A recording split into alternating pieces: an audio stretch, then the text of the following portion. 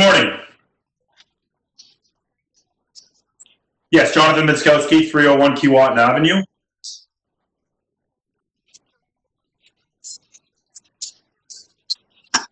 Absolutely. So maybe, Babak, if we could go to the existing survey that's on the AIC, please. So the proposal that is before you today is to remove an existing garage located at the rear of the subject property and replace it with a new green roof covered carport, as well as some storage sheds that are located at the rear of the property. The removal of this existing garage is required to facilitate the construction of this open air carport. Now, Babak, if we could go to the next one, which shows a perspective of it. So here we see a perspective of what is proposed being the open air carport with the green roof on top of it. The new carport will actually reduce the existing coverage of the property by 8.51 square meters.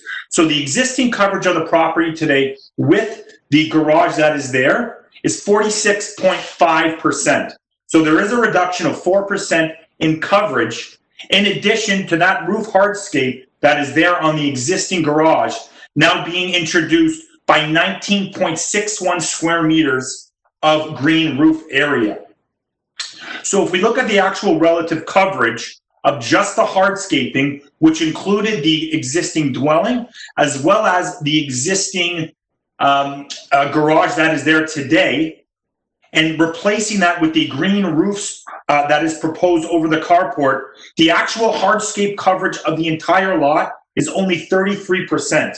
That is below the zoning bylaw requirement of 35%. This is also similar to the request for an ancillary building or structure at the rear. I think it's important for us to remember that this is an open air carport with 2 storage sheds located at the rear. I note, as you did note before, that we have letters of support from the neighbors to the south, as well as 2 additional neighbors at 1036 and 1044. The requirement that we're requesting that relates to the reduction in the size of the car is really just due to the owner's smaller car that they have right now. So it really is designed and suited for this. Now, the proposal, as you can see here, does have a void between the 2 storage sheds at the rear. That would just be able to facilitate any maintenance that would be required from that proposed green roof over that open air covered carport at the rear. And I'm happy to answer any questions you may have right now.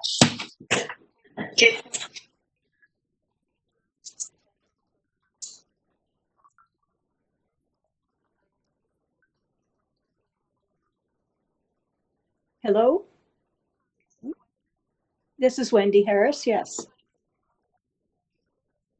Yes, I am.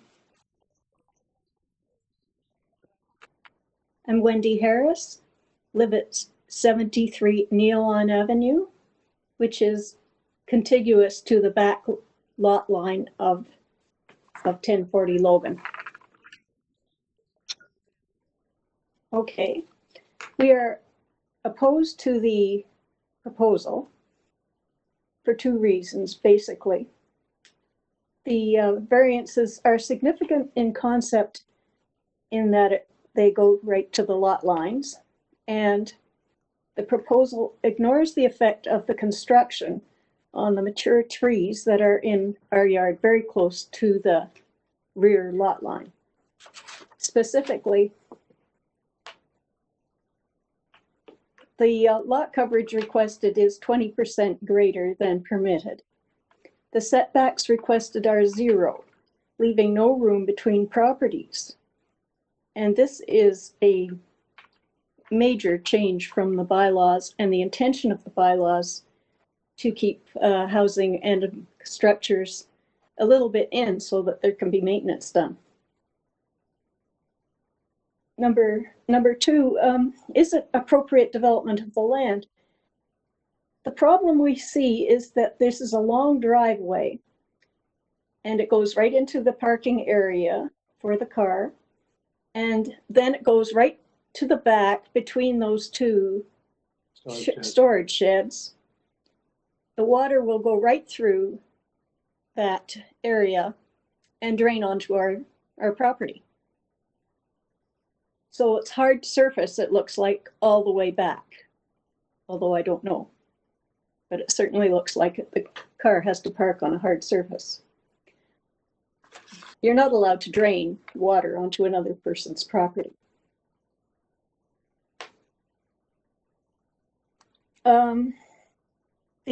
There is going to be a problem with maintenance and construction if you go straight to the property line.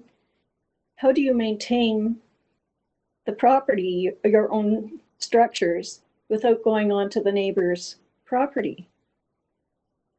And lastly, I wanted to talk about the trees. There's no trees being shown in this proposal. The trees are straight back from the back line of the property.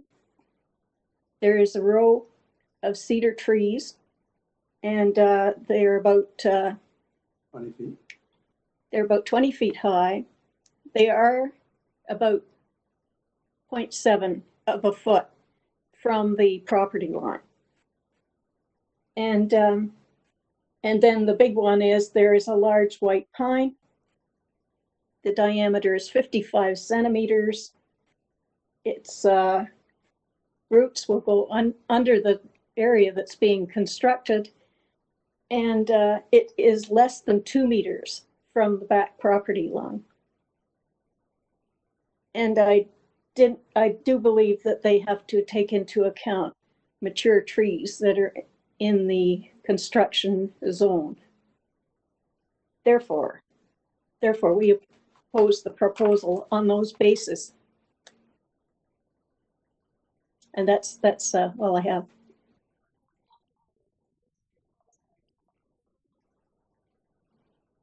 I do, Madam Chairman. Mrs. Harris, you live behind this property, am I correct? Yes. 40 years.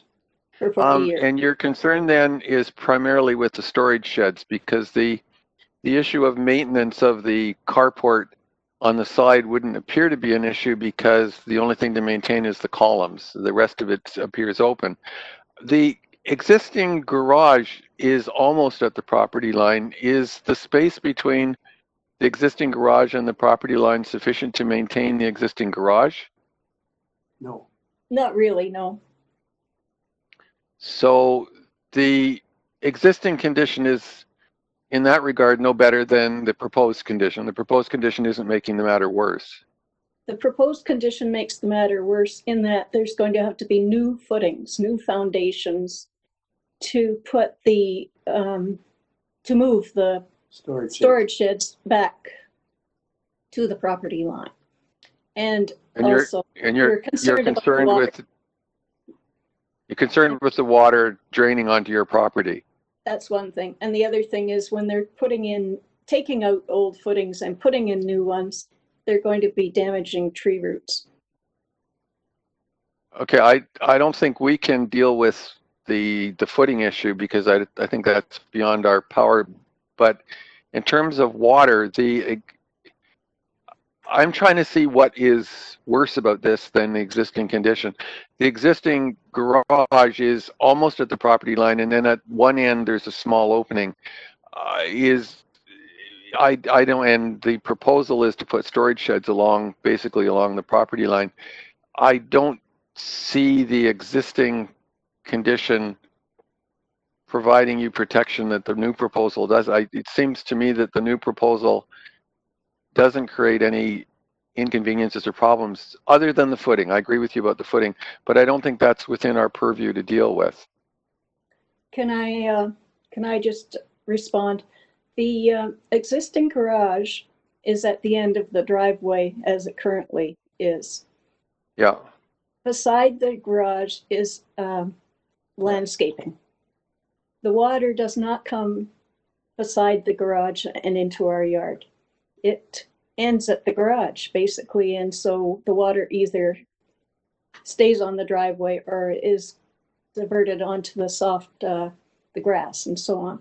It doesn't come all the way to the back. In this proposal, the water is going to be draining away from the house, I assume. So it will be draining away from the house and on a slant going to the back and going straight through those that space between the storage sheds and right into our yard. Okay, thank you for clarifying. That's helpful.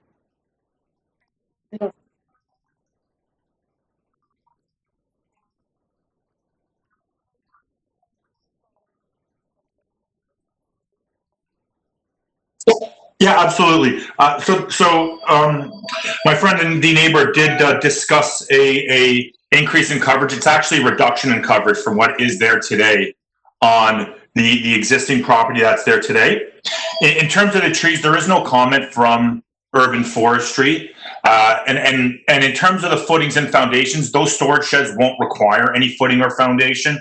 So actually the removal of the footing or foundation that is there today from the existing garage would actually help the tree roots if they did need to move underneath. There is nothing required for that. And through you, Madam Chair, as Mr. Knipfel said, the covered carport would essentially be on 4x4 sonotubes that is set back from that rear property line.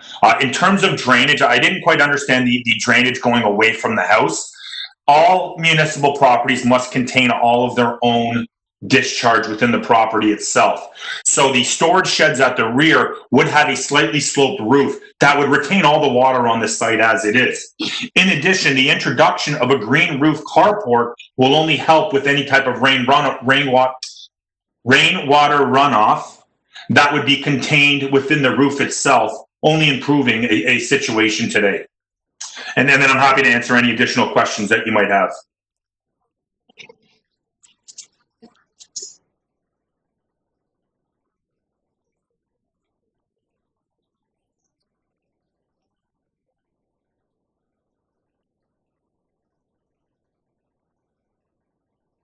Madam Chairman, I think the applicant has adequately addressed the concerns of the neighbor. I understand the concerns. As I see it, as I reviewed the agenda, and nothing that I've heard today would seem to be in conflict with my understanding, the proposal looks to be a better condition than the existing condition. The removal of some footings, the fact that instead of a full garage, it's a carport on columns.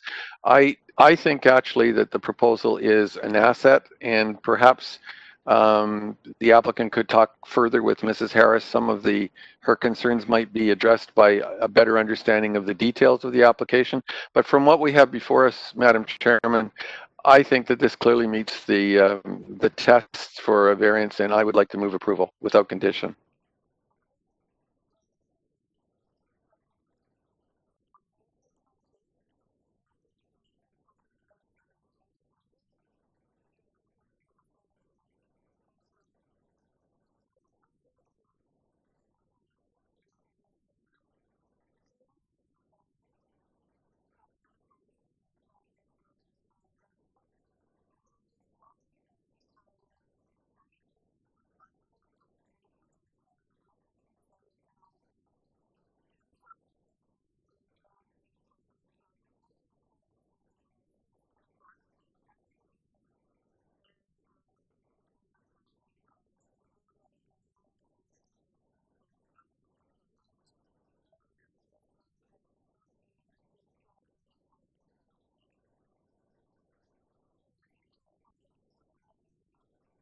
Yes, I am.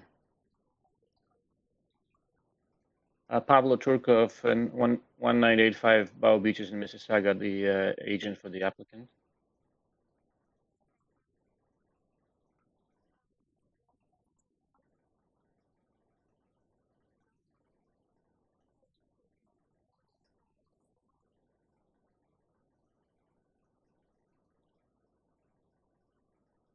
Madam Chair, I'm willing to make some comments on this one. In my view, I am in favor of this application. They're simply looking to add a third-story addition on an existing 2.5-story semi. I noted in my notes that they're adding 48 meters square, so I believe the existing condition is already over in terms of FSI. And they're building within the existing footprint, I noted. It does look like the third floor addition is going to be higher, but it's matching the existing slope of the existing roof and will be set back. So based on that, I think that the addition is going to fit nicely within the neighborhood. I think the way it's designed mitigates any impact in terms of the additional height, and there's not a height variance in any event. So based on that, I think it meets the 4 tests, and my motion is for approval of the application.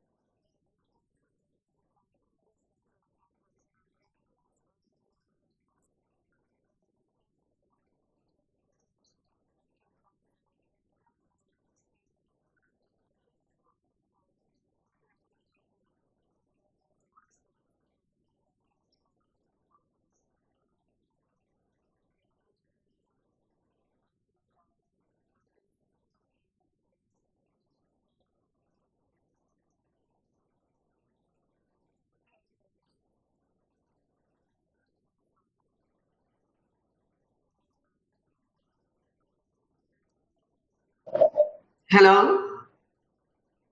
Hello. Hi, this is Parisa Amiri. I'm the agent and architect on this application. And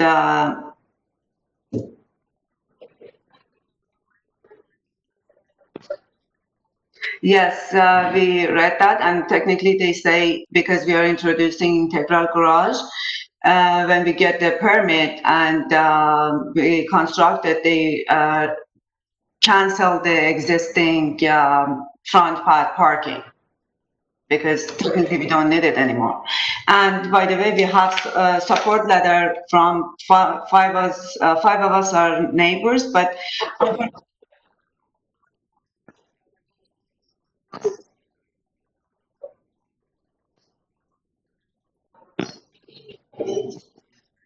yeah, we have received it later, so yes.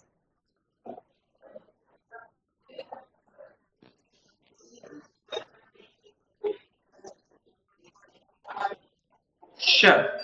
Can I have the survey plan, please? And the site plan, please.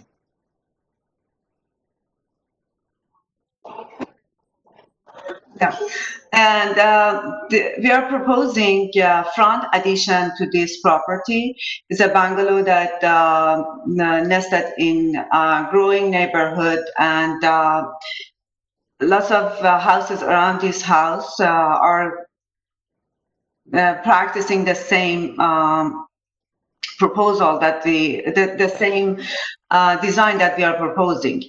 At the time that we wanted to debate to add addition to this house, we had the option to go to the back of the house, but because those neighbors are very close to this house, and on the other hand, we are not triggering the front yard setback, we decided to put the addition in the front.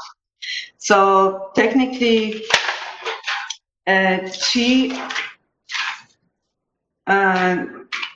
the number 2 variance is related to that addition that we had option to put it at the back. And again, number 3 variance, which is talking about the front porch, we are setting, we are like stepping in from the property line, but we had to follow the interior design, like interior entrance as well. And for the height, which we are asking, technically the portion, a small portion of the front elevation, which is above the entrance, and 255 meter at the side elevation is this height, and the rest is lower, and it's sitting at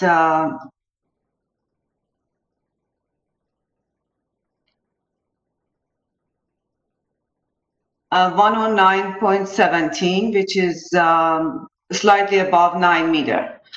So also neighbors at 180, which is not immediate, the other one is full 3-story.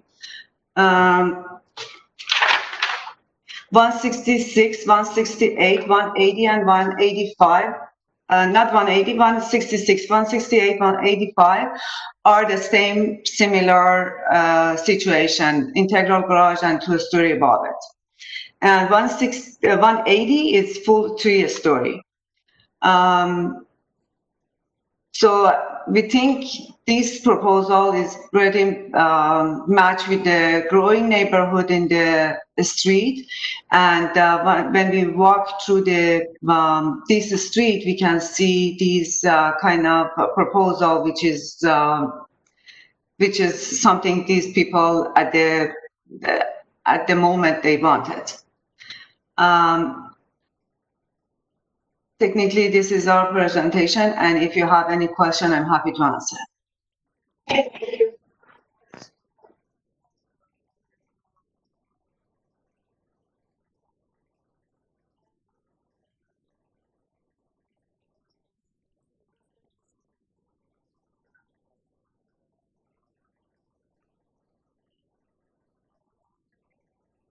Yep, hello, I'm here. Yes, my name is Marguerite Ronaldo, and I am at 172 Cedric Avenue. Okay. I am directly south of the applicant, and we share a fence. Currently, it's a wooden fence, and in looking at the plans, I noted that it says a post and wire fence. So I just would like to understand what the plan is there, if they're planning to knock down our shared fence.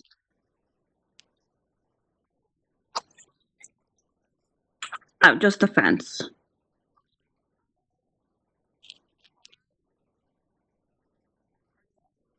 Yes.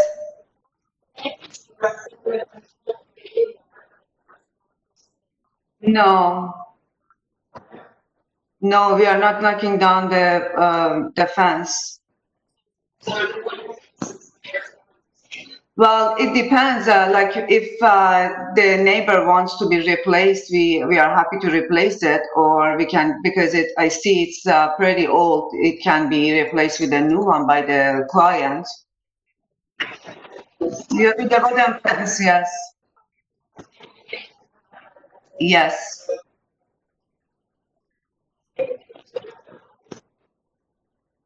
Yes, I'm here. Thank you. Yes. Yes, thank you. Yep. Okay, thank you very much.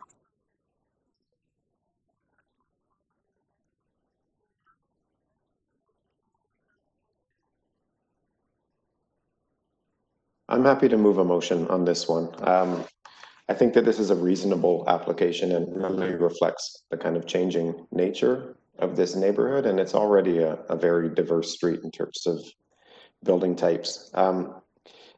The massing being pushed mostly to the front, I think, is a positive element of this proposal. It lessens any impacts specifically to the back, and it matches up with its neighbors. So I do think these variances are minor and move to approve this application. I also support. Sorry. I also support the application, and I laud the applicant's proposal to move the majority of the work to the front, which lines up with the existing houses on adjacent to it. So I'm happy to second the motion.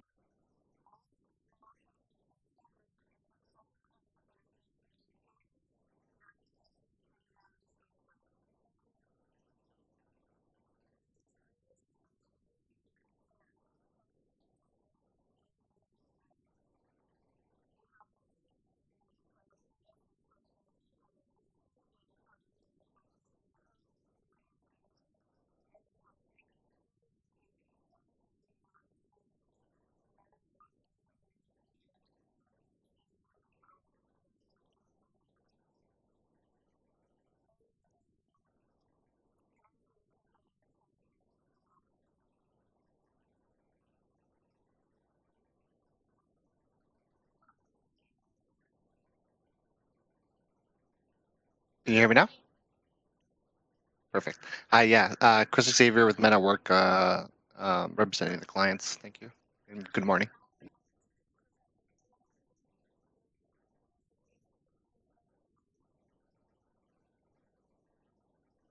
I have one question. I noticed that in the people that are supportive, there isn't anything from the next door neighbor 564. Have you had any discussions with them? And if so, have they any concerns that we need to be aware of? And before you answer that question, I would like to say that the 3D perspectives were very helpful in understanding the application. Well, thank you. We had a bit of a hard time with COVID, working out, correspondence between clients. We've left, kind of mail individually so they can kind of respond either by phone or email, and call us if they have any concerns. In regards to the direct neighbors, we spoke with the clients and tried to kind of coordinate some conversation. The neighbors that you're mentioning are kind of out and about and hard to reach. From the discussions that the client has had with them, they're totally in support of the application. It's just they're not very easy to kind of coordinate in regards to getting any kind of signatures and whatnot. Thank you very much.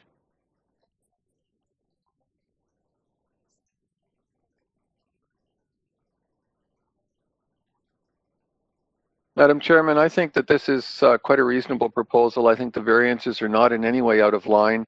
I think the proposal that's before us is consistent with the area and doesn't inject any difficulties to an existing neighborhood. So I'm moving the approval of the application with no conditions.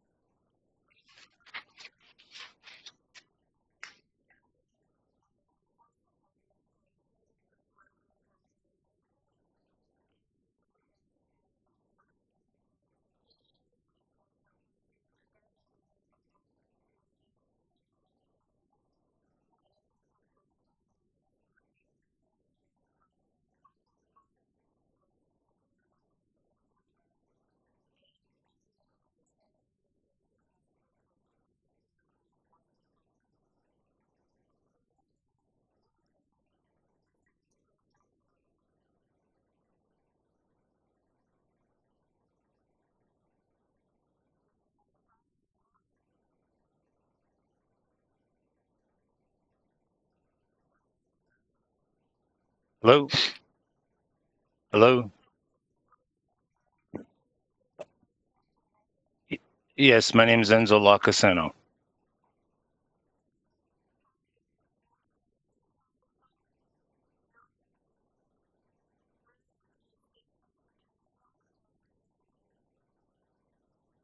Madam Chair, this one is a relatively straightforward rear two-story addition.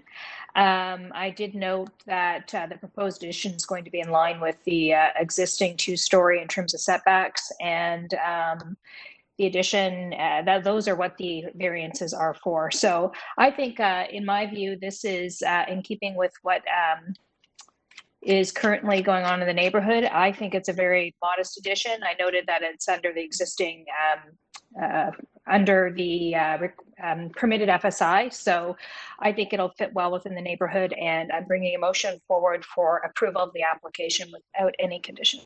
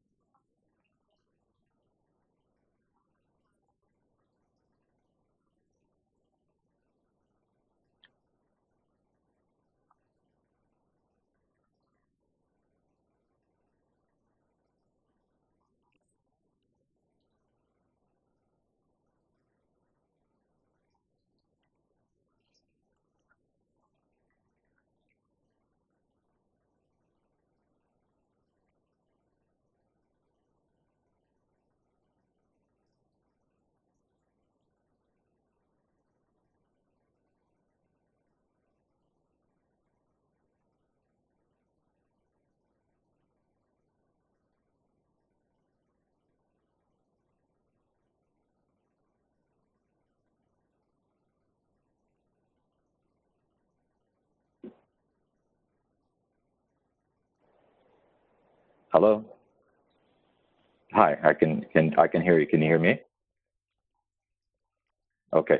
Yeah, I for some technical reason I couldn't hear through my regular phone, but I'm watching the proceedings on my computer.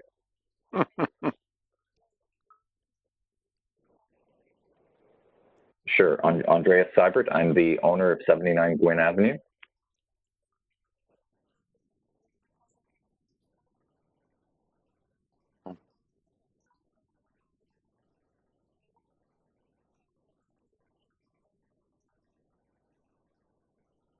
Madam Chairman, I think this is a very straightforward application. The variances requested are minor. The proposal is consistent with the character that's existing on the street. And subject to condition forestry number 2, I'd like to move approval of the application.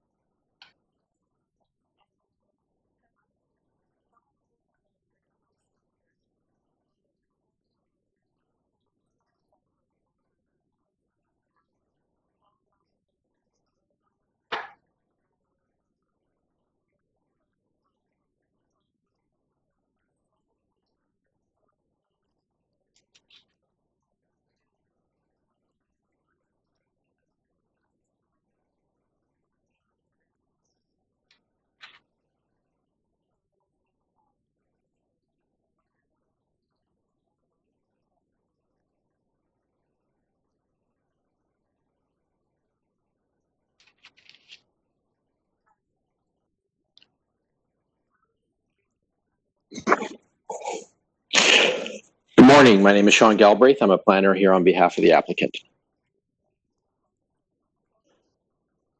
Yeah, I spoke with Daniel, the transportation staff. It's pertaining to the depth of a parking space. It's an existing condition. We're rebuilding the garage in the same location as it currently exists, which matches up with the front wall of the neighbor's garage. This allows for cars to be turned around in the backyard and driven straight out between the houses along the mutual drive. We would certainly like to maintain the existing condition by receiving these 2 variances, one under the old bylaw and one under the new bylaw. But we certainly don't want to, jeopardize the rest of the variances on account of this one.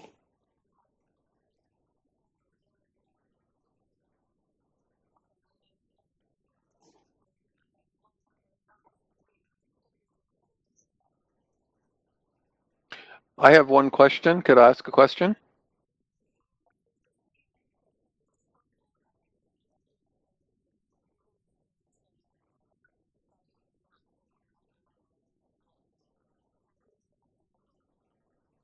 Mr. Galbraith, you have a deck at the back that could potentially be a problem for the people living behind and beside. Have you had any discussions with your neighbors about screening that deck? It's not a minor deck, it's a substantial deck.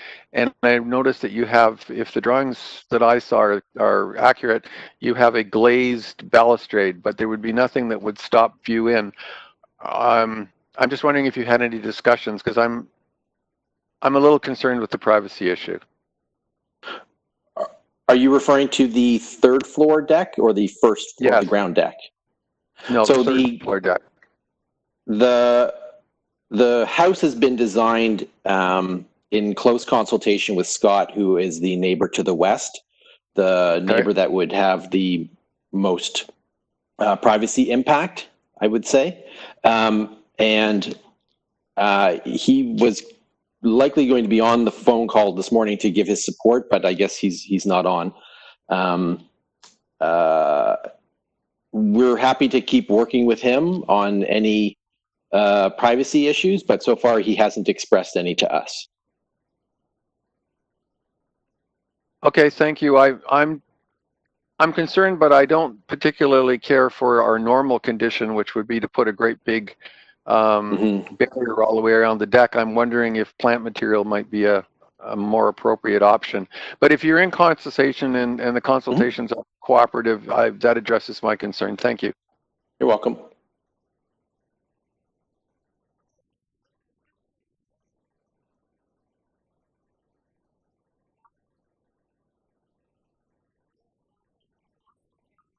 Sorry, I was just reviewing the transportation memo. Mr. Galbraith, they're asking that you revise, you did mention you don't want to, you're flexible, I think somewhat flexible about the transportation in terms of the garage.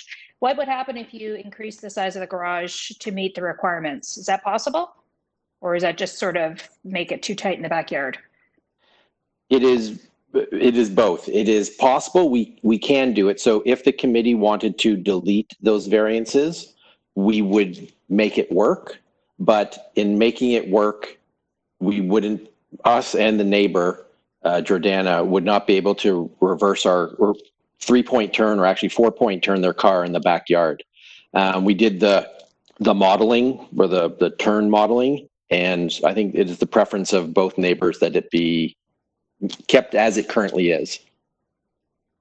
Okay, so I see what you're saying. I'm just looking at the site plan again. So the neighbor at 737 Richmond, then, I guess it's to the west, so you'll be matching the exact same size or depth of garage. And if you increase your client's garage size, then that's going to inhibit their ability to use the existing mutual driveway and park and turn around. That's correct? Exactly. It would be more of an issue for the neighbor than it would for us, but it would impede that, yes. Our preference is to maintain the status quo effectively. Yep, that makes sense. Thank you. Thank you.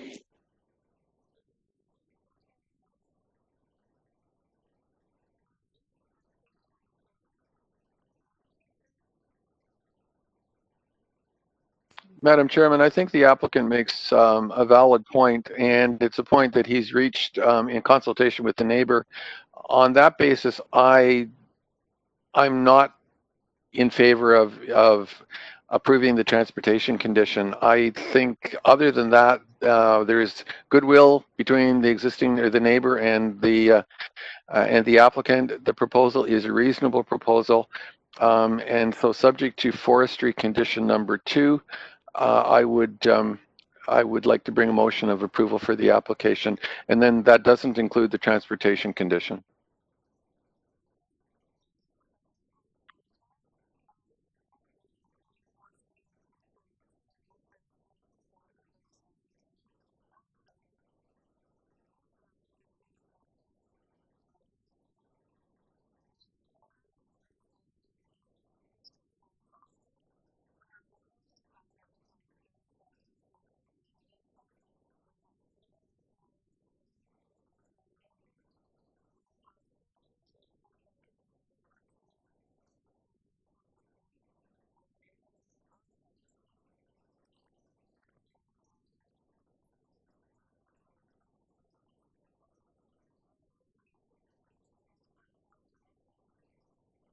Hello, thank you, Madam Chair. This is Christian Chen, the land use planner for the applicant.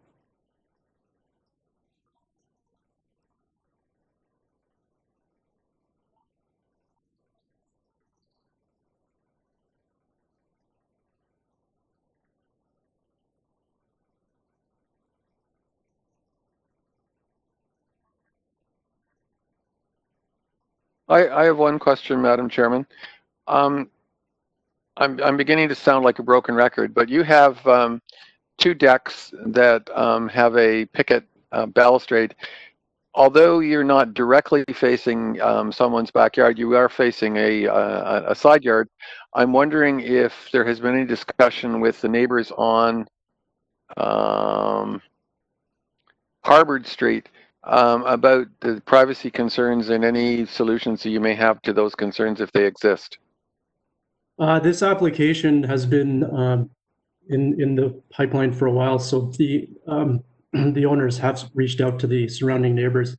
And to add to that, I have spoken with the community planner for the district who reviewed the file, Miss Wang, and she had no concerns. I've worked with her on other files where we had rear deck issues where she requested a condition of the committee for a 1.5 meter privacy screen, but in this case, she didn't see it necessary. Again, as with how Mr. Galbraith in the previous application said, should there be any concerns that would arise out of the approval, that my clients would be happy to work with the neighbors. And also to note, the property immediately to the north, their main wall extends past what the main walls will be for the proposal. And there is a large tree in the rear yard that provides a significant amount of privacy coverage. And that tree is also the tree that is subject to the urban forestry condition number 2. Thank you. That's very helpful.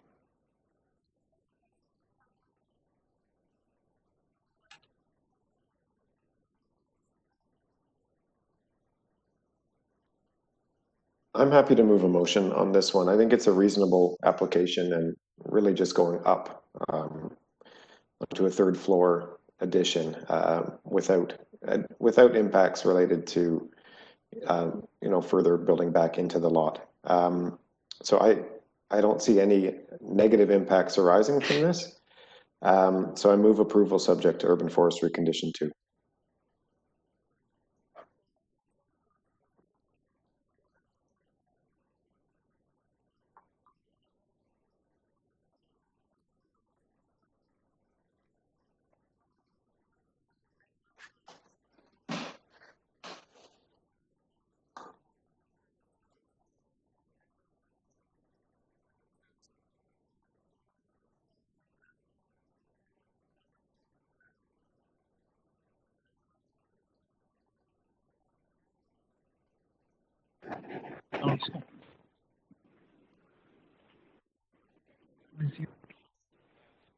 Yeah, there you are. How's it going? Oh, good, thank you. Good, thank you.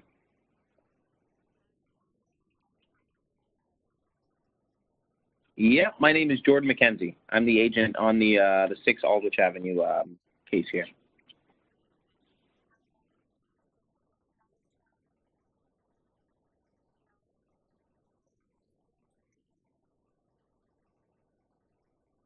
No.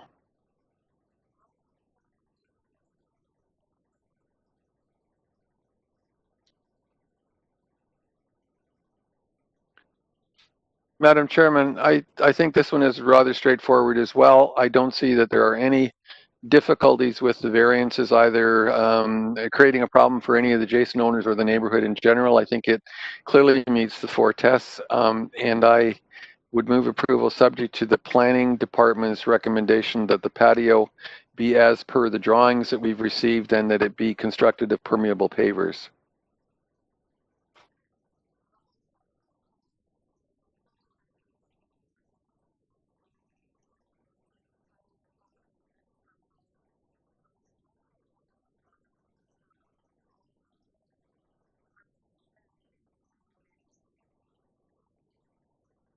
Madam Chairman, I don't know if it's just mine, but I can hardly hear you. I can hear everyone else, but there's a problem.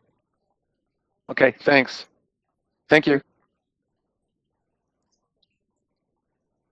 That's great. Yeah, super.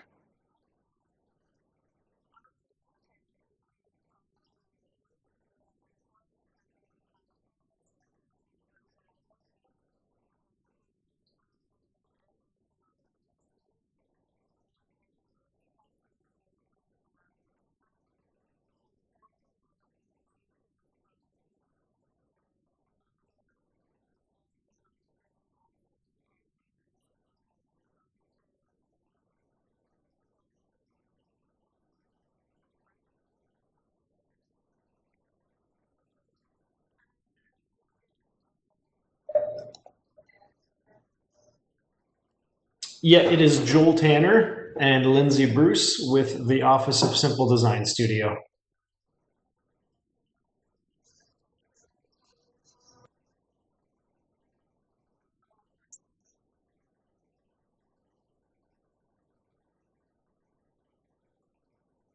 Madam Chair, I just had a question in terms of the example or the comparables given on Tarleton and Chaplain Crescent by the agent. They're looks like they're similar massing and height. I'm assuming like these are very close in proximity. The zoning is the same in terms of the 3 stories or 2 stories max for a flat shallow roof on those streets as well. Is that what the zoning permits on Chaplain Crescent and Tarleton?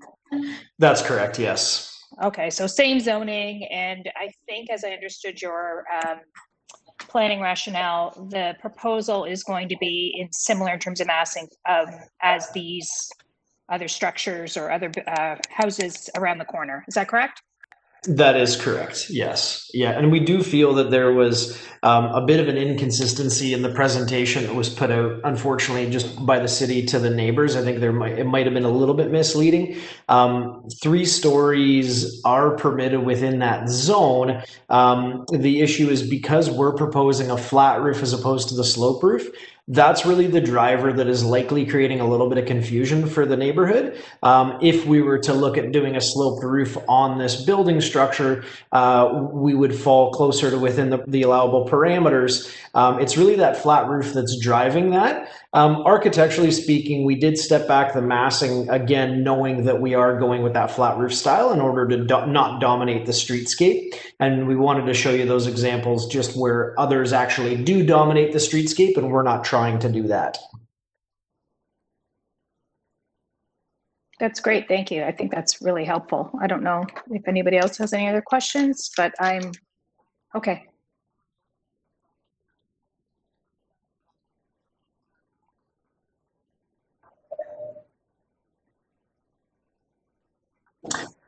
Yeah, sorry, the microphone cut out there. We didn't catch all of that.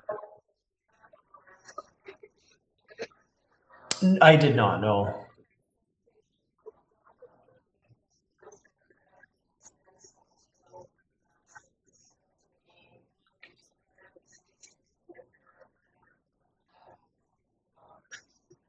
Yeah, most definitely. So we do feel that it is in keeping with the neighborhood. We feel that architecture in general it has been in a transition mode over the last 3 to 5 years, going more towards the modern vein. Our intent with this architecture of this specific home is actually using a material palette that is very similar to a very, very traditional type neighborhood in Toronto in a more modernistic styling and more cubic form. So we're looking at using a limestone platform siding material, which again is very consistent with a traditional home design. So, we feel that because the massing is in scale with the neighborhood, we shouldn't necessarily be looking at the architectural style in general. But having said that, we do feel that we went with a fairly soft formation in order to properly blend with the surrounding environment.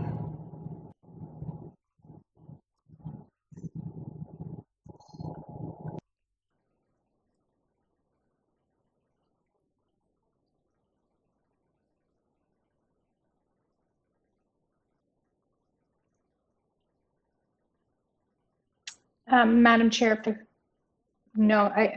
sorry, I'm having trouble hearing your mic as well. Sorry. I don't have any other questions, but I'm ready to bring forward a motion if my colleagues don't have any other questions. No. Okay. Madam Chair, I think this application, excuse me, looking at the variances without looking at the proposal, you may think, oh, geez, like you're going from 2 stories to 3, that might be an issue. But I think in this case, the proposal has been designed in a more sensitive manner, given that, yes, it is a 3rd story and it is a flat roof building. As the agent has pointed out, 3 stories is in fact permitted, just not for a flat roof. But I think in this case, this flat roof is set back. The 3rd floor massing is reduced on all sides. It doesn't go to either the front or the back completely. It's quite reduced in size. And I think that step back helps in terms of decreasing the massing and any impacts you may have on neighbors. So I am supportive of this application. I have noted that although there doesn't look like there are any other similar structures on the street, there are other structures that have 3rd stories and probably similar massing as a result. We have examples of similar structures on Tarleton and Chaplain Crescent within the neighborhood. So based on that, I believe it meets the 4 tests, and my motions for approval, subject to urban forestry number 2.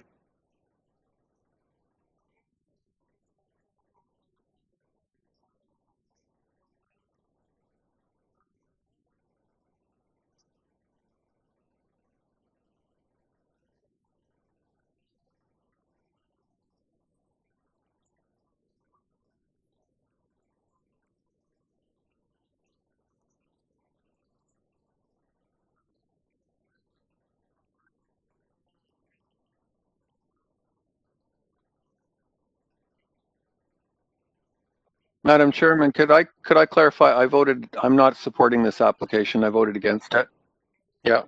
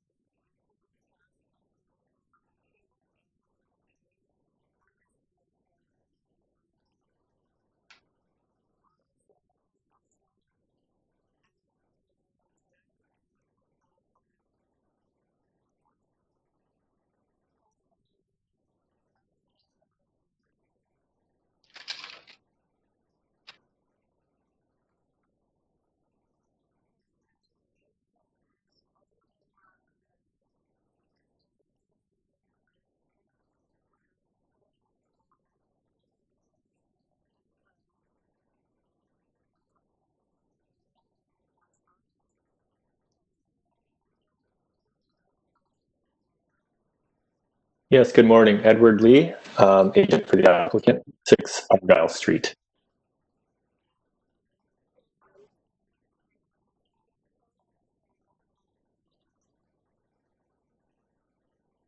I don't need I have a question, Madam Chairman.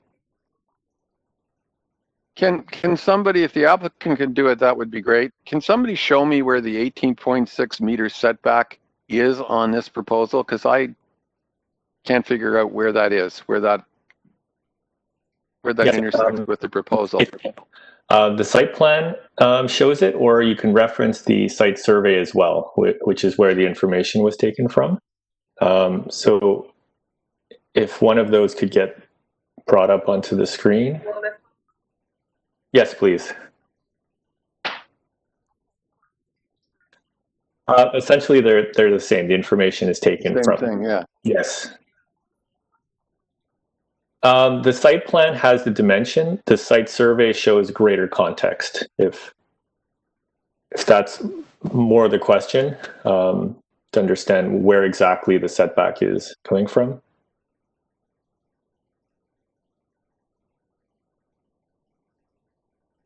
So yes. So from the rear of the patio, if you can pan to the right, the distance to our zone is there, 18.67 meters. And important to note that it's there's a building there that occupies the majority of. So the adjacent commercial property to the east of this lot goes all the way through to the back lane. So the opposite side of the lane is the closest residential lot.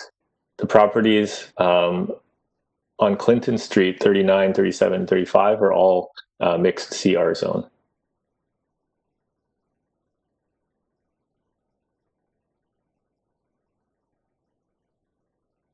Okay. Yes, it does. Thank you very much. I have a question. If the applicant, could you tell me if there are other rear patios along this stretch of College Street? Yes. So the closest rear patios to the east of this property, Sidecar Patio, Sidecar Restaurant, which unfortunately recently closed due to COVID, at 577 College Street, has a large rear patio. And to the west of the property, on the other side of Clinton Street, at 586 College Street, sorry, 607 College Street, the Walton, another small restaurant that has a small patio at the rear. Oh, it's great. The 577 to the east, and 607, which is just off of the page to the west, also has a patio. And across the street, Utopia at 586 College Street also has a small rear patio. Thanks. And important to note, this outdoor patio was licensed in a previous lifetime, I believe over 15 years ago. Obviously that license expired, which is why the new owner of the restaurant had to get the zoning reapproved for this patio. So, which is also why none of the neighbors we reached out to had any concerns, because they've been longtime owners of these buildings and were aware that one was previously there before.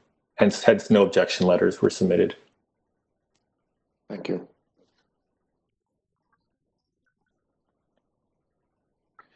No, Madam Chairman, I think this is very straightforward. The fact that it was an existing use previously and that there are no objections means that, in my view, that the use cohabitated in a positive way.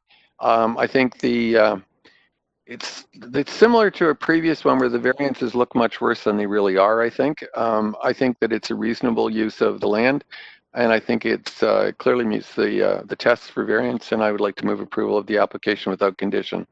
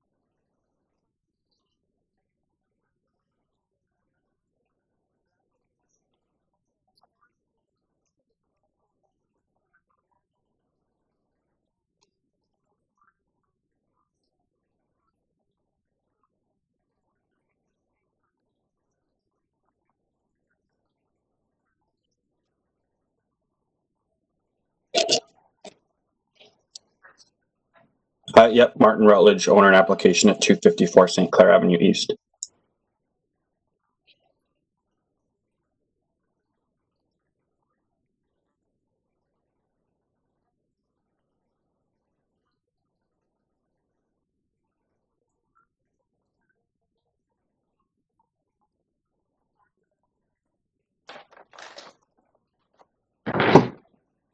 Yes, I'm here.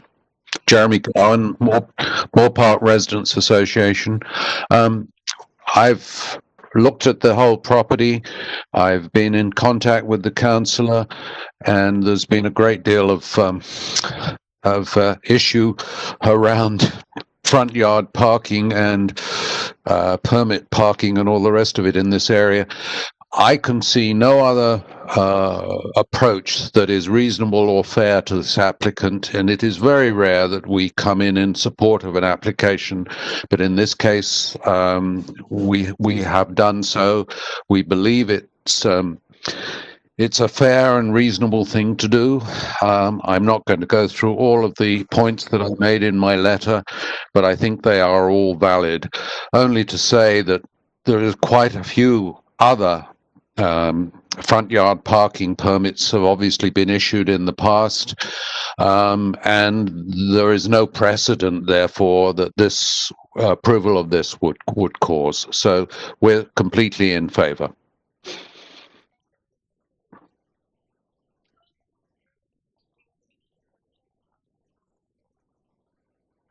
I just have one question, Madam Chairman. Is the porch, it appears to be brand new. Is it finished? Is the construction finished? There's a new railing. If I've got the right house, it's a wooden railing. It looks brand new. Yeah, and we bought the house in 2017, and it was like that when we bought the house. So that's the whole porch has to be redone, actually, because we're aware, based on our landscape planner, that that's actually against code as well. The horizontal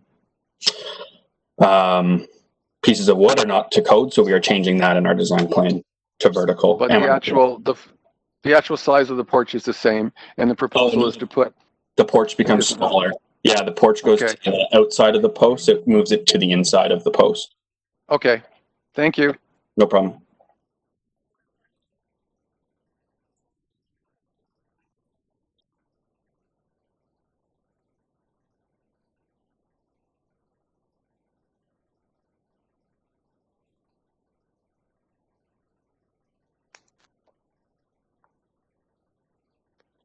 Sir, I'll go ahead and move the motion. I don't usually support front yard parking, but I think that the applicant and the other neighbors and parties who wrote in support of this made it quite clear that this is the only kind of workable solution on the lot. that additionally there are a significant number of similar situations within the block and nearby. So I move to approve subject to urban forestry condition 1.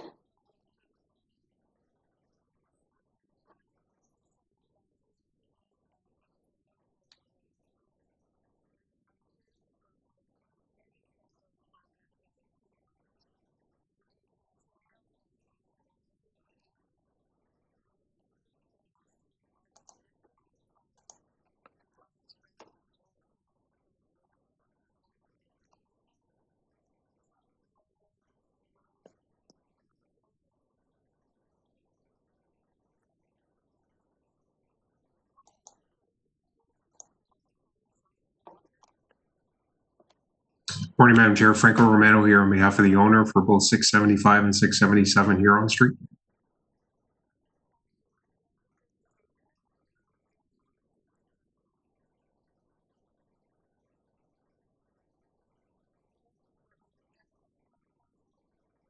I have a question, yes. The concern I have with the application is particularly with the corner property, which I think is 677. As I see it, because there's it provides access to the neighbor for parking space, and it also provides a parking space for its own use. The entire backyard is paved, which seems to be inconsistent with what else exists on the street. So I have two questions. Can you speak to the compatibility or lack thereof of that approach on the street? And secondly, did you look at any other alternatives for parking? What the parking on the neighbors further to the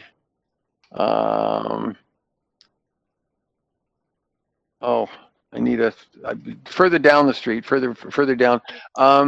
They presumably have street parking, and I gather that would be the only other option because, if I'm correct, there's no laneway.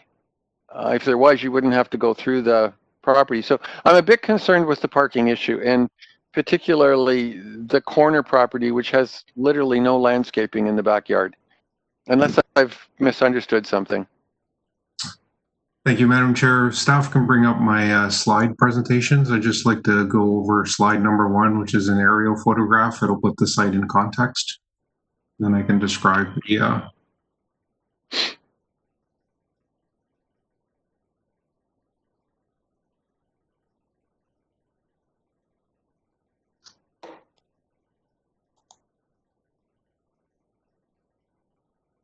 That's it, slide 1. Thank you kindly.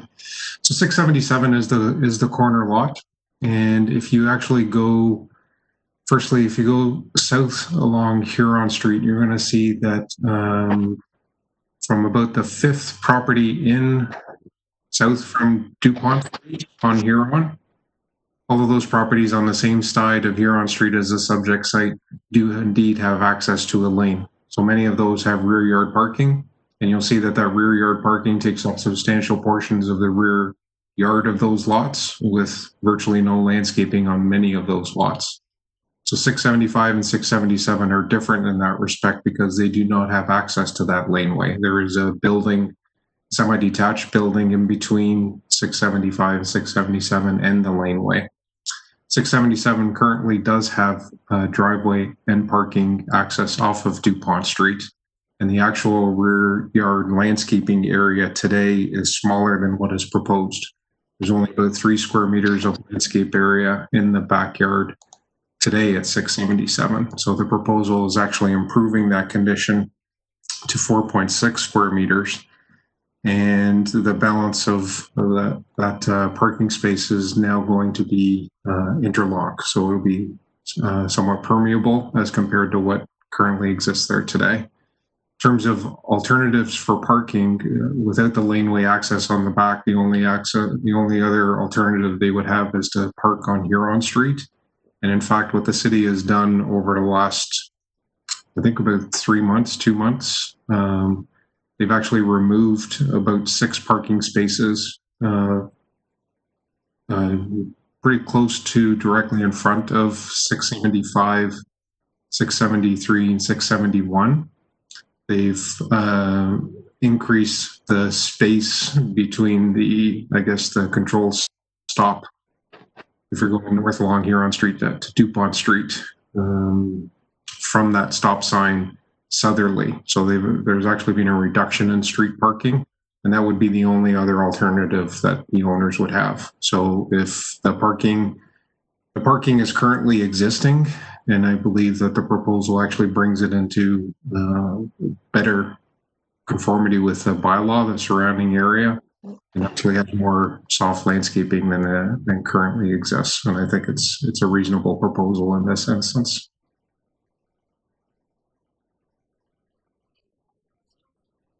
No, thank you. That was very helpful.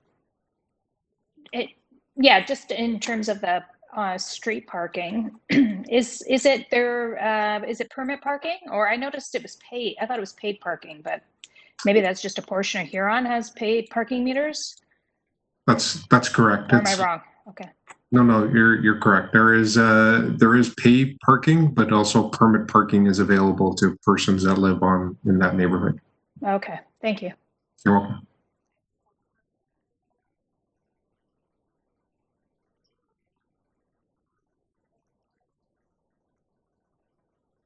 Madam Chairman, I think the applicant's explanation was very helpful, by the way, and completely understandable. It looks as though he's explored other options. There aren't really other options available that are reasonable. Given the circumstances, I think this is a reasonable proposal, and I thank the applicant for clarifying that. I would like to move approval of the application with one condition. I would like to recommend that the development be in accordance with the site plan that we have before us, and that's just to ensure that the parking arrangement that we're looking at is in fact the one that gets implemented.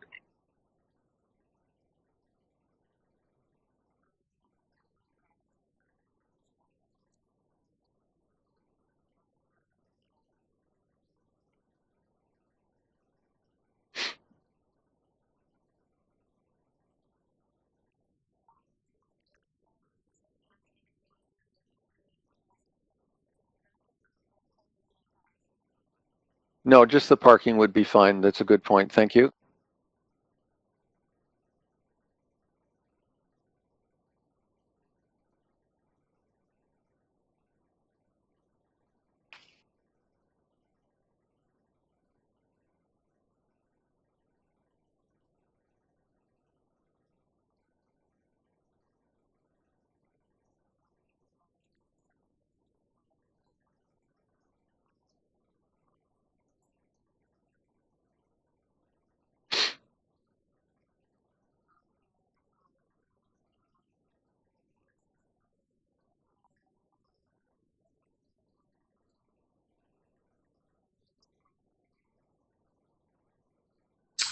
There is no current easement. There is a delegated consent application that would allow that to facilitate that right of way from 677 onto 675. So that's consistent. It is consistent with the site plan drawing. So we have no difficulty tying the parking arrangement substantially in accordance with the site plan drawing. Based on that, I have another question. Can we go ahead and approve this arrangement if there's not? I just assumed there was a consent for. I don't know why I assumed that for the proposed right of way. So I did too. I'm not certain. I don't know. Maybe we can get some clarification whether we can approve something like this without the proposed right of way. Because without the proposed right of way, the parking is not going to work, and that could change the softscape area. I'm not sure.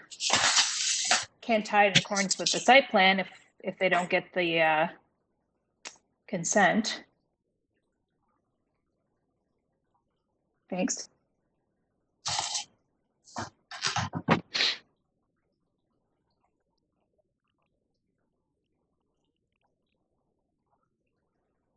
Yes, there's two consent applications that are delegated approval, and there are no comments or concerns raised by any staff in the circulation of those comments, and the public hearing notice was sent out at the same time that the minor variance notices were sent out, so there's been no public comments on those either.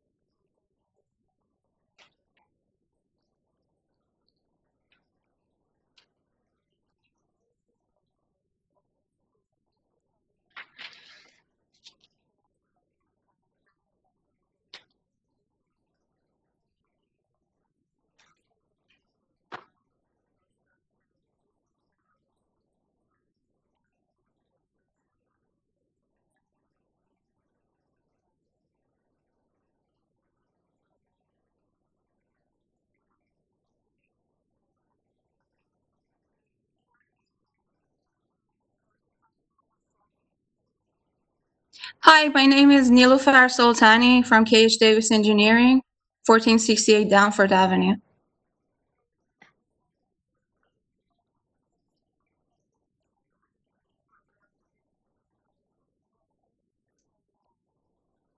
Okay, thank you. Can I get to the front elevation?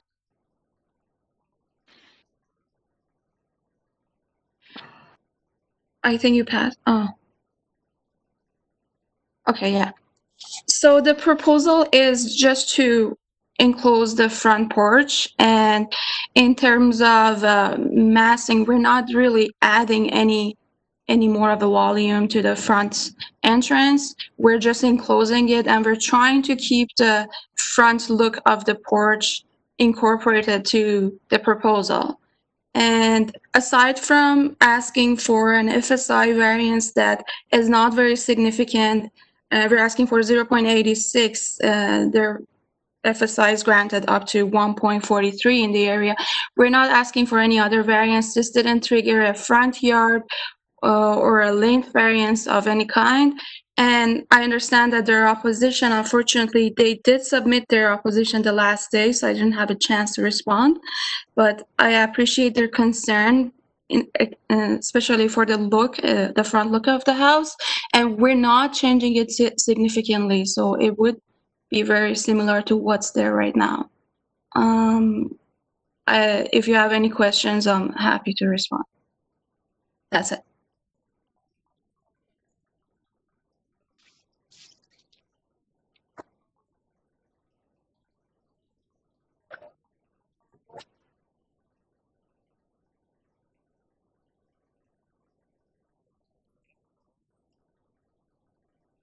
Yes, I can. Can you hear me?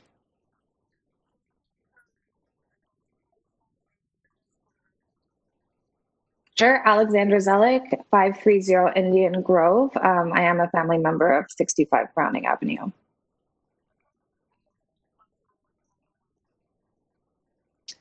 Okay, great. As you can see, as per the site plan, and as was previously mentioned, the proposal is to alter the existing property by enclosing the front porch and constructing a front basement addition. The current bylaw permits a maximum floor space index of 0.6 times the area of the lot, and the proposed adjustment would alter the floor space index equal to 0.86 times the lot. As having a vested interest in the property attached, being 65 Browning, I would like to oppose the proposed variance. With respect to the 4 points that the committee is to consider in this application, I, along with the other opposing neighbors, don't believe that the variance requested is minor. I know that Ms. Soltani just spoke to that, stating otherwise. If you look, you can see that there were pictures, I believe, that were submitted by the owners of 65 Browning. Those pictures show that all the other houses within sightline are uniform in aesthetic. There are the pictures there. And there's no other variance similar to the proposal that exists currently. So you can see all the porches are open and there's no enclosed porch there.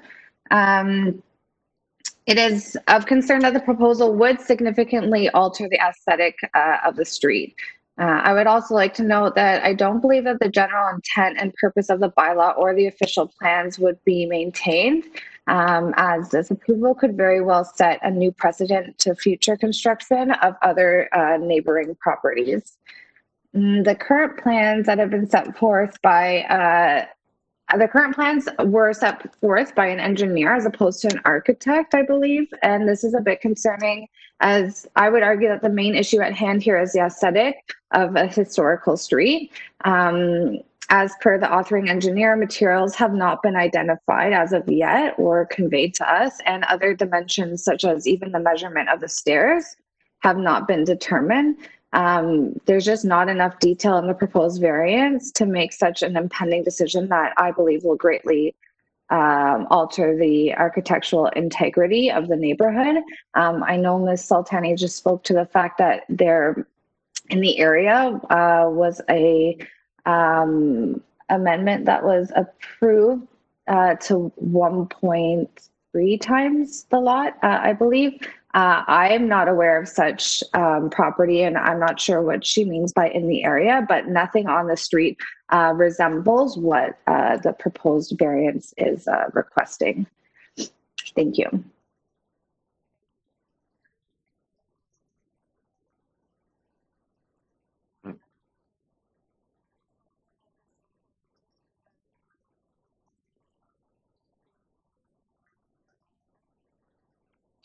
Okay. Yes. In response to her saying there are no FSI variances that she is aware of, 148 Browning is at 1.43 approved. 100 Browning is 0.87 approved, and 117 Browning is 1.13 approved. Yes, it's not an enclosed porch, but most of them are additions with larger size. And in terms of it changing the characteristic of the street, as I mentioned, we're not changing the look of the front porch. We're just enclosing it, and there's going to be windows on the front, so it's not going to be fully enclosed. As she said, it's designed by engineer. I'm a licensed designer myself. Our company is an engineering company, but I did the drawings, so I don't think it's fair to say an engineer cannot design. But anyways. Anything is, I have nothing else to add because what we're asking for is not very significant in terms of variance, and I do believe it's minor, but it's the decision of the committee to decide whether it is or not. So thank you.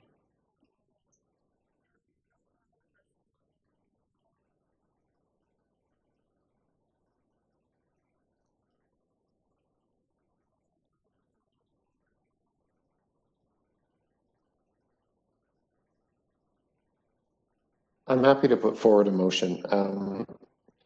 I know these enclosing of porches often create some pretty serious responses from people and emotional responses, and I understand that, but I do think that in general it's a very non-invasive way to add a little bit of density to the house. I think the variances we're looking at are extremely minor, and I do agree that there are no enclosed porches within the immediate vicinity, but there are some further up and down the street, and so I don't see any negative impacts coming from this to the immediate neighbor or to the street. So I would move to support to approve this application subject to urban forestry condition 1.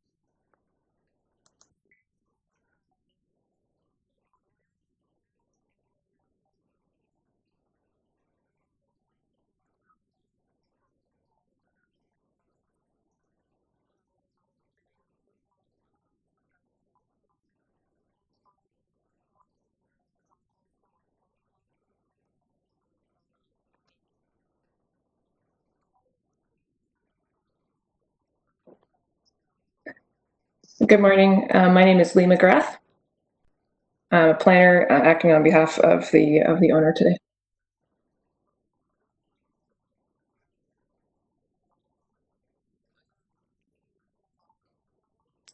Correct.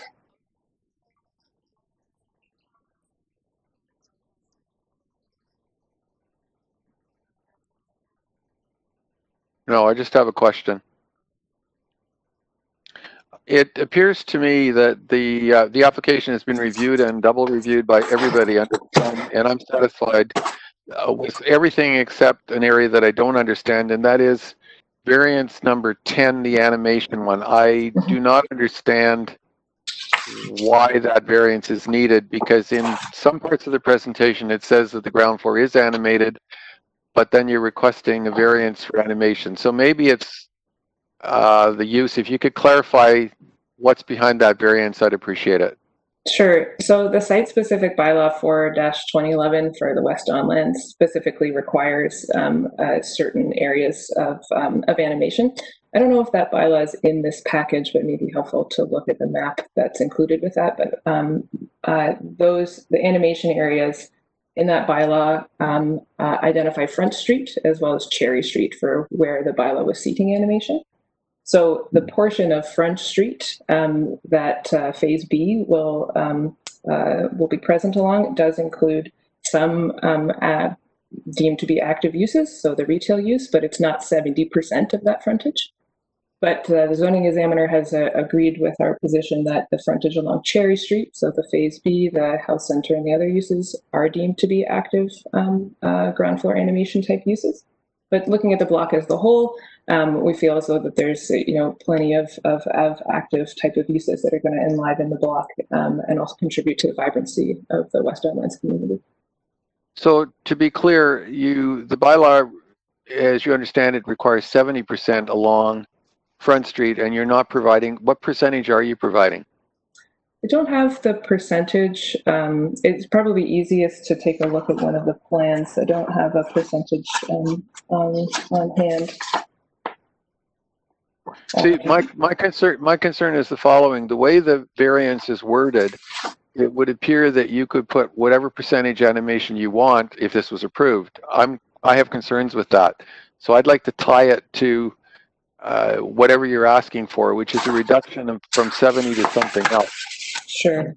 So perhaps whether there's an active site plan application in process at the moment, as you probably are aware, and would it be appropriate to tie the approval to the site plan application and what's being shown in terms of what's on the ground floor plan?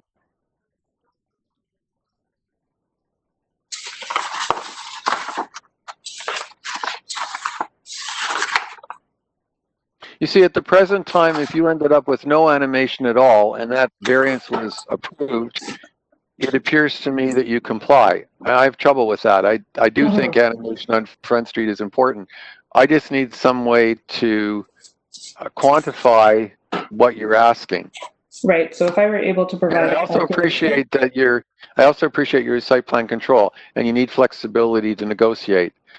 But I think we need a little bit more specificity than we have before us. Sure. If I were able to provide a calculation of what that ground floor animation area would be, would that be sufficient? If you no difficulty that appearing in the decision if it's approved that way. All right. So that's right.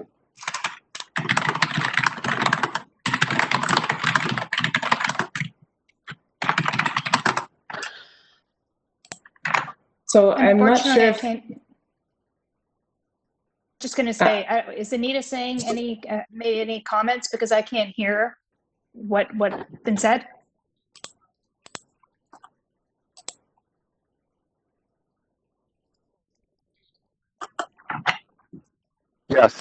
Yes, we couldn't hear you before, and we frequently can't hear Nancy.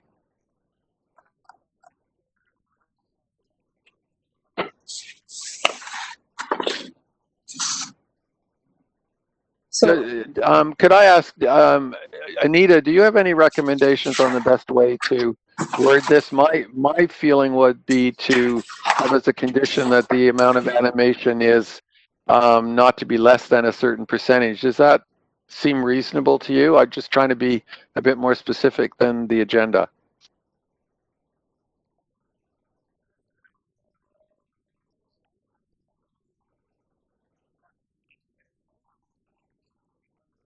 No, the applicants agreed to try and give us a percentage, a different percentage.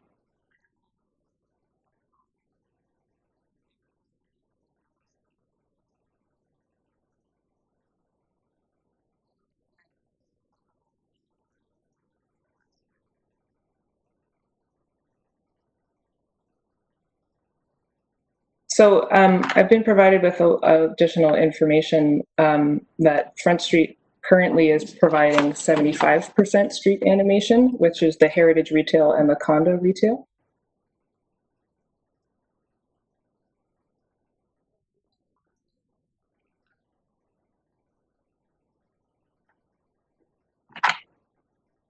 I believe that is correct.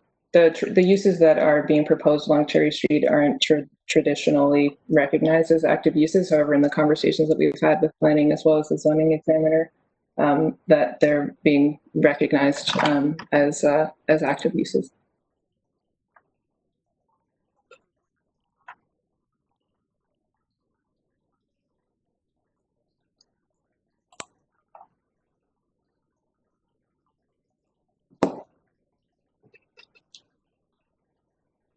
Sorry, Anita, I can't hear you.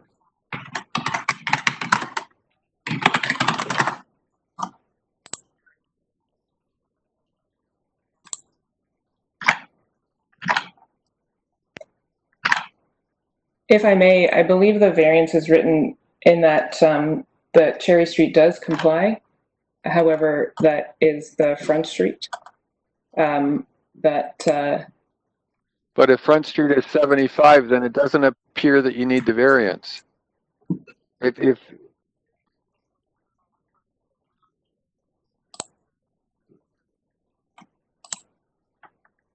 no, but the applicant just indicated that she thought the variance was written for Front Street, and then she said she's 75%. Yeah.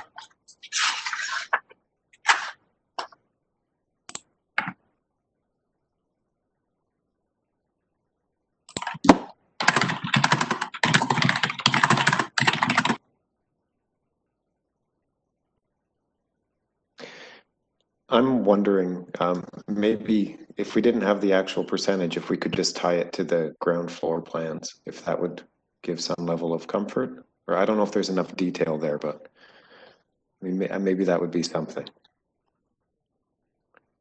Okay. Okay.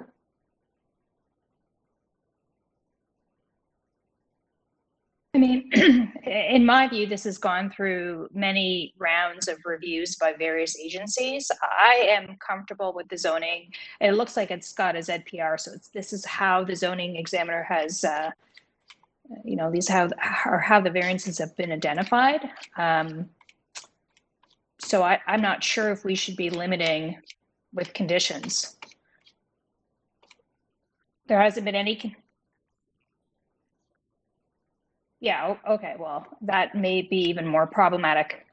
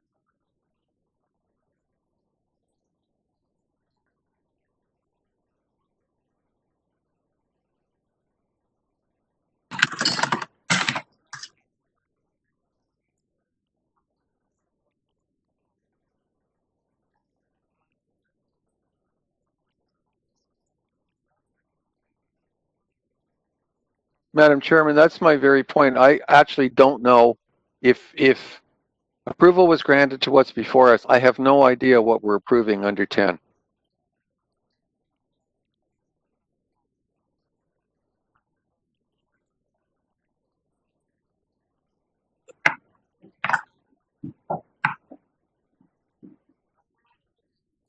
Yes, I'm here.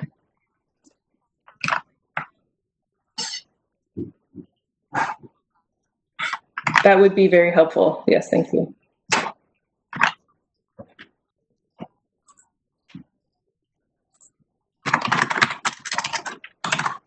Thank you.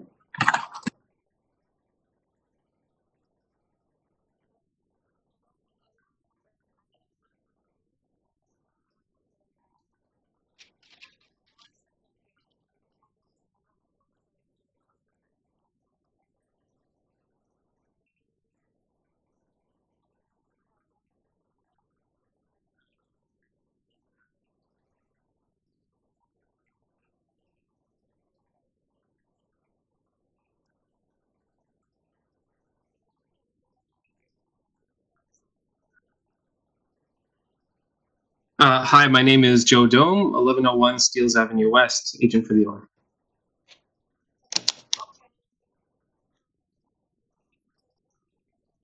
No.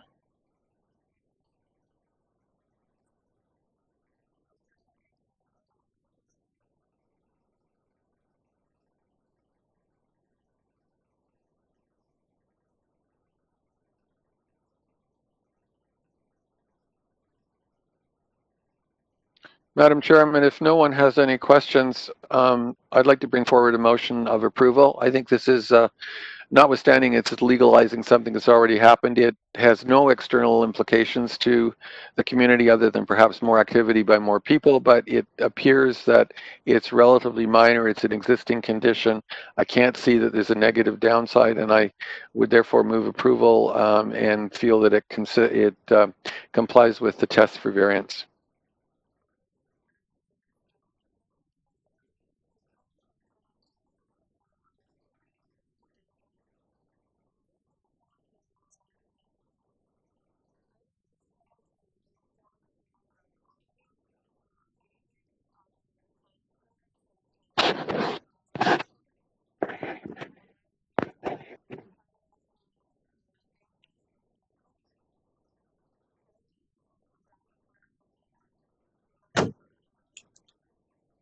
Hi, my name is Corey Bakosh from Men at Work Design Build, representing 140 Silver Ridge Avenue.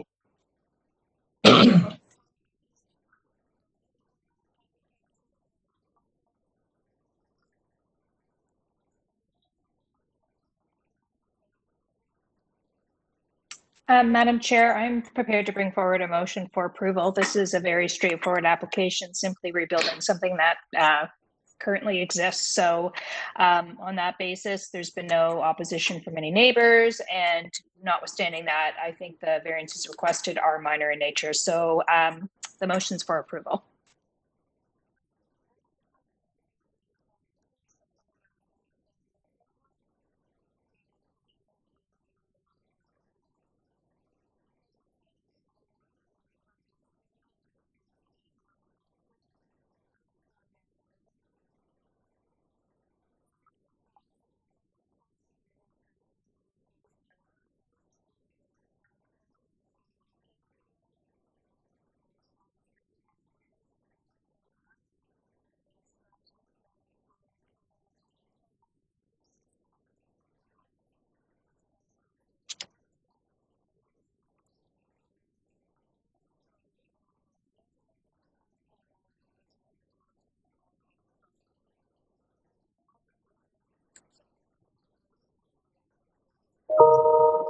Hi, good morning. My name is Tracy Little. I'm the homeowner of 34 Merritt.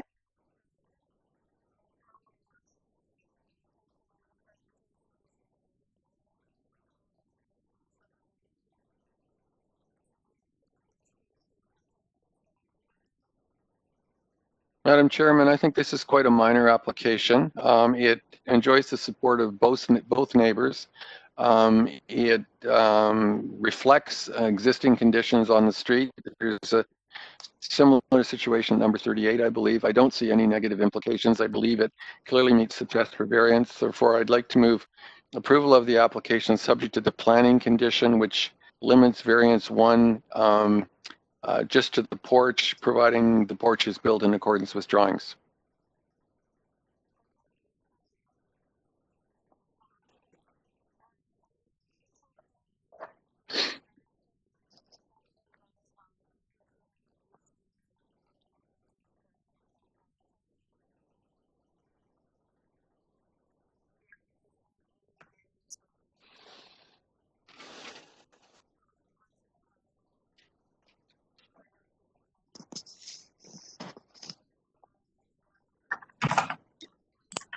Yes, we have. Thank you for the time.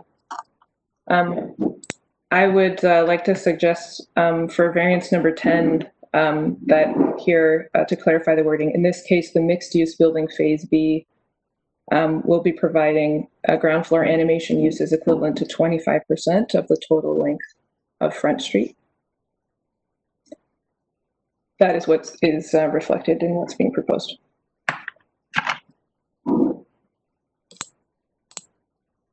And is that what the planning department has before them in the site plan application? Yes, it is.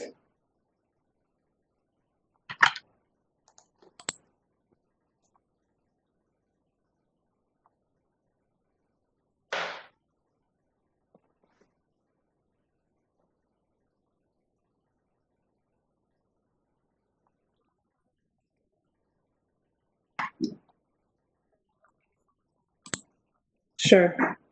In this case, the mixed-use building phase B will provide ground floor animation uses equivalent to 25% of the length of Front Street.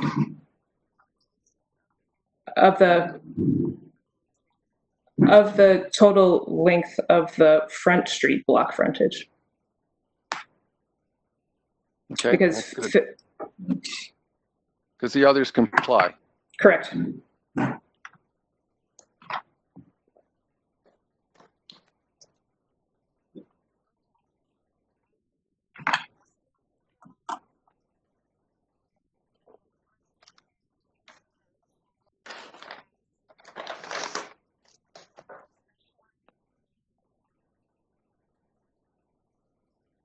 Madam Chairman, the number is very low, but I'm encouraged by the fact that this is before site plan control and the details will be reviewed at that time.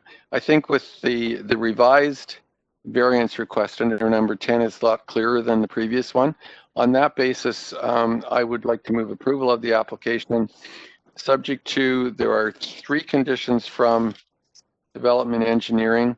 There's a condition from the TTC, which I look to the Secretary Treasurer for advice on whether we have to include. Okay, we don't have to include that.